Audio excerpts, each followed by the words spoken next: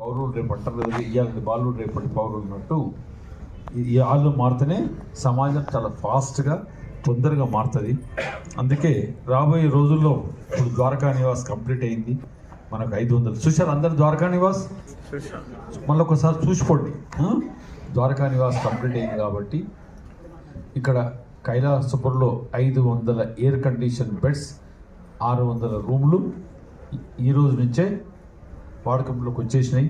కాబట్టి రామ మాస్టర్ అదే చెప్తున్నాను, నెక్స్ట్ ఇయర్ ఎవరినైనా తీసుకురండి, యూత్ని తీసుకొచ్చి బాగా మనం వాళ్ళను ధ్యానం చెప్పించి వారికి మోటివేషనల్ క్లాసెస్ ఎలా చదువుకోవాలి, కాంపిటేటివ్ ఎగ్జామ్స్కు పోటీ పరీక్షలకు ఎలా ప్రిపేర్ కావాలి, ఫ్యూచర్లో ఉద్యోగం దొరికితే ఎలా, ఉద్యోగం దొరకకుంటే ఎలా, వ్యాపారం చేస్తే ఎలా, వ్యాపారం చేయకుంటే ఎలా బ్రతకాలనేది ఇక్కడి నుంచి బాగా మనం ఈ ఏమంటారు మోటివేట్ చేయాలన్న ఉద్దేశంతో లాంగ్ రన్లో ఒక ప్రణాళిక తయారు చేస్తున్నాం.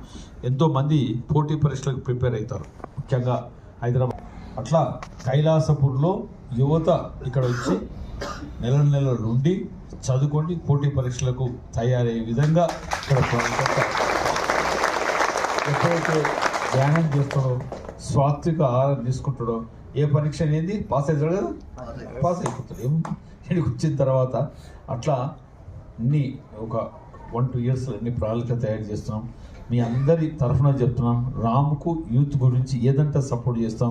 ఈయననే నాకు సరిగ్గా చిక్కడు దొరకడు కేసు అది అంటే ఆయన కూడా ఇప్పుడు పెద్ద గురువు అయిపోయిండు, ఆయనని ఎంతో మంది పిలుస్తున్నారు. ఇప్పుడు అదే చెప్పిన, అయ్యా నువ్వు టైం కేటాయించుకో, గురువుగా అదే మాస్టర్గా తిరుగు, బట్ యువతకు కూడా టైం కేటాయించు, కార్యక్రమాలు తయారు చేయి. ఎందుకంటే యూత్ హెడ్ క్వార్టర్గా దీన్ని తీర్చిదిద్దాలి.